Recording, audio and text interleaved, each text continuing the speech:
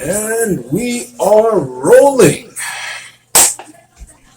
Your Professor here. So I actually have this is gonna be a part one installment of how I trained when gyms were closed. Yeah, this is I've actually procrastinated my ass off on making this video, so don't hate me too much. I've written the script. Yeah, this is how much I've thought about it. I'm the biggest overthinker there is. All right, so moving along. Now, disclaimer. Yeah, legs were skipped so hard it's completely unforgivable. It's like, bro. So I pretty much accepted the defeat of my posterior chain deficiency. I've accepted it.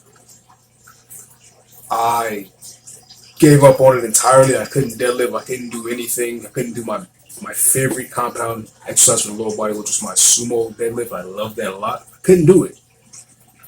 Yeah, so yeah. And yeah, I no longer had this sumo deadlifts. I couldn't do goblet squats. In retrospect, I could have still performed, weighted squats with a backpack. I could have done that, but legs, like who the fuck loves training legs, to be honest? well, now I do because I program it in a way that's enjoyable. But yeah, in retrospect, I did not like training legs as much. So yeah. Now, well, to be honest, my quads were never impressed to begin with prior to lockdowns. Fortunately, I have recently been fighting back with vengeance. Yeah, I'm trying to get those pickle quads from, Baki Hama Pickle. From the upcoming anime. Everybody knows who Baki is. Baki, the anime. Pickle looks fucking sick. His quads are massive. If I had a physique like that, bro, it'd be game set. But yeah. So, yeah, let's go to my chest and tricep. Well, yeah, chest and tricep day, right? These will be on Mondays, Wednesdays, and Fridays. Now you can imagine the preceding days, which will be, well, the subsequent days will be Tuesday, Thursday, and Saturday. Yeah, I can't think for some reason yet. So Tuesdays, Thursdays, and Saturdays will be back, biceps, and shoulders day. Yep. Now, I didn't have access to dumbbells, of course. I just used my raggedy old backpack. I got a couple of my college textbooks, put them in there. Last time I weighed in there roughly, roughly 35 pounds the backpack weighed. Then I add more books into it because I had to consider the concept of progressive overload. And I walked 2.5 miles to the park. In summation, I performed a combination of pushing movements along with isolation movements for the triceps, because you have to. As bodybuilders, we're Maximus. We don't fixate on the big three as it relates to just compound movements. Isolations are important for building up the actual smaller muscle groups. That gives your entire physique this balanced 3D effect in which you can even prioritize certain muscle groups, such as shoulders. If you want big round shoulders like Derek from Place More Bids, or if you want like a nice horseshoe to your triceps, you do a lot of tricep isolations. Now, moving on to the actual movements that I performed. So, starting off the current exercise level, right? I performed weighted dips. Now, there were 10 sets, and these rep ranges were 6 to 10 reps. So, the backpack was placed in front of me as I performed the movement. Yes, I did tilt forward in order to engage more of my lower chest. If I haven't stated already, dips have got to be my favorite calisthenic movement. They're my favorite because they really were challenging to start with. Even weightless dips prior to performing with the actual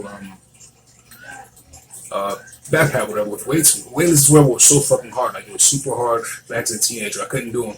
And that's why I love them, because there's a level of challenge to it. Performing these calisthenic movements, these bodyweight movements, your body's going to become adapted to it in a manner in which you will no longer progress and you will no longer build muscle, because your body has become accustomed to these movement patterns, and you're developing these neurological adaptations in which these movements are just far too easy. You're not causing any microscopic tears in your muscle fibers. You're not recruiting these units that you're not forcing these units to evolve. You're not forcing the muscles to evolve and engage. So I performed these weighted dips for 10 sets entirely. Yeah. It sounds crazy. 10 fucking sets for dips.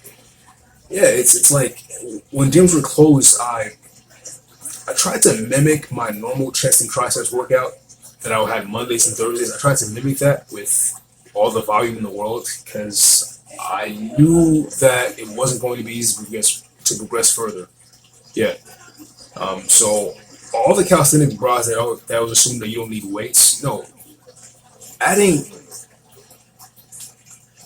adding an external load is a form of graduation. It's a form of progressing, of course, right? And this is why a lot of them never get stronger. A lot of them never get any bigger because they just don't want to go further. They simply just stay at this perpetual level of stagnation. They never rise. They accept the fact that these movements are going to be forever body weight training. You don't want to go into that. So yeah, 10 sets of 6 to 10 reps, right? So regular basic bitch push-ups were okay, but they would target my interior delts to such an extent that I developed a lot of these problems. And so yeah, although this is a pushing movement, right? I did feel it in the chest a lot more. So yeah, the second move would be incline push-ups, right? When I decline push-ups, yeah, it's the ironic part about it. Decline push-ups, these target your upper chest. It's fucking sick. So similarly, I'll do 10 sets of 6 to 10 reps, right? Yeah, it sounds like complete madness. It sounds like it's just insane, but I love that kind of training. I believe it to be just the most optimal for muscle growth. And I've gotten so well at these push-ups. I've gotten so well at these weighted calisthenic movements that I can perform a crap ton of dips, whatever, body weight dips, whatever, like reps that are probably above 50. Like I'm not capping that. I could probably go 50 reps straight. There's like hell. I might do a video one day on that. You know, hell. Comment if you want me to see me. Comment if you want to see how many dips I can actually do in a row. All right. Now, the next movement was incline push-ups, supersetted with overhead tricep extensions with the resistance band. Now, the incline push-ups, whatever, I had the backpack on my back, of course, right? Oh, I forgot to explain the incline push-ups, the decline push-ups, whatever, right? So I positioned the backpack, like regularly I wear the backpack. However, you don't want the backpack to slouch and go forward and crush your skull. So you kind of want to position it in a manner in which it's between your neck and your upper back. So yeah, it's very dangerous. Also, the straps, whatever, ensure that you're tightening it in a manner that it doesn't slip and slide around. It sounds like basic common sense, but yeah, like in my younger years, when I would try to do these movements, I was a stupid 16-year-old kid. I didn't tighten it a bit. I wouldn't do that. And yeah, one time it ended up slapping me in the back of my fucking head, whatever, and I fell down, causing a big noise. And my parents were like, "Oh, what's that? What's that? What are you doing?" I'm like, "Oh no, I'm alright, I'm right." So yeah, don't be like 17-year-old me. Just 16-year-old me. However, I forgot how old I was at the time, but I was in my late teens, right? Being all high and mighty. But yeah, make sure you're securing the actual backpack and make sure you're practicing safe sets. I can't believe I said that shit. Jesse James West, anybody? Yeah. Now,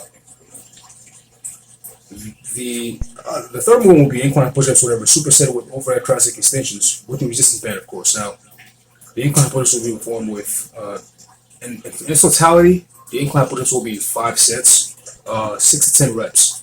And the superset would follow with, 5 sets of 12 to 15 reps. Now, my mentality towards keeping the rep ranges higher on the Mondays, my isolation movements in general were higher. The rep ranges were much, much more higher. And I justified it with my justification surrounding that is the triceps tend to respond very well from a hypertrophy standpoint with rep ranges that are like roughly, higher in a sense. Well, I do love going 6 to 12 reps on these movements. However, the resistance band I had at the time was pretty light. Yeah, it was a pretty light resistance band. I didn't want to, I didn't want to stretch it out too much and break it hopefully, but yeah, it was enough.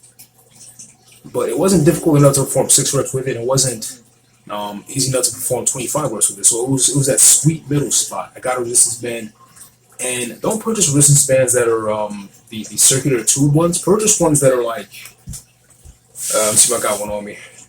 I probably don't have one on me. Do I have one on me? Somewhere over there? Uh, 1 second. Alrighty then. I'm gonna cut that part out of me messing everything up. Alright, so get ones that are like these. You know, not the tubular ones, the circular ones. You know what I'm talking about. The ones where you can, even 80-year-old men can snap those tube ones. Yeah, I snap mine when the gyms are closed. Yeah, but yeah, so get those. They're much more heavy duty. They're actually called assisted pull-up bands if you Google them. Yeah. Now, the overhead tricep extension, whatever, how I perform it, I actually place this portion of it underneath my actual foot, and I go overhead with it, and I would extend like I had weights in my hand. However, I perform these movements very slowly to add time or attention to it. I really love feeling the squeeze, and I love adding the pump to the triceps, whatever. The long head of the tricep will receive a lot of stimulation from the movement, and supersetted with incline push-ups. It's just the best combination ever. And yeah, I did have the backpack on, and that added a lot of resistance to it. That made the movement much more challenging, much more difficult. And the pump you receive from it is just it's relatively similar to a pump you receive to at the gym, which is what we're trying to mimic, which is what we're trying to replicate. And last but not least, we have the diamond push-ups, superset with tricep pushdowns. So the diamond push-ups, I love this movement because it's a simple alteration of the basic bitch flat push-up, in which I have a love-hate relationship with regular push-ups, because initially I did progress with them initially, like I said in my why I hate high reps video. I progressed with them initially, but then they just got super fucking easy, and it got to the point where I was hitting mostly front delt. My shoulders would grow, my chest wouldn't grow. Thank God I rectified that problem years down the line. But it was frustrating pumping away so many push-ups only to feel little to no fatigue in the end, and then your rep ranges are just accumulating. You're accumulating this irrelevant tonnage, this irrelevant frequency. You're not reaping the benefits of it. You're just becoming better at push-ups. Now, diamond push-ups were my first alteration, if I can say. Is that even a word? Yeah, it was my first alteration. The first alternative push-up I ever did was diamond push-ups, whatever they, and it was sick. I felt it in my triceps a lot. So yeah, this is an excellent movement, supersetted with the tricep pushdown. And the sets, of course, were diamond push-ups will perform 5 sets, 6 to 10 reps, right? And the superset would be 5 sets, 12 to 15 reps. And yeah, so this was pretty much how Mondays, Wednesdays, and Fridays would go. Now, interestingly enough,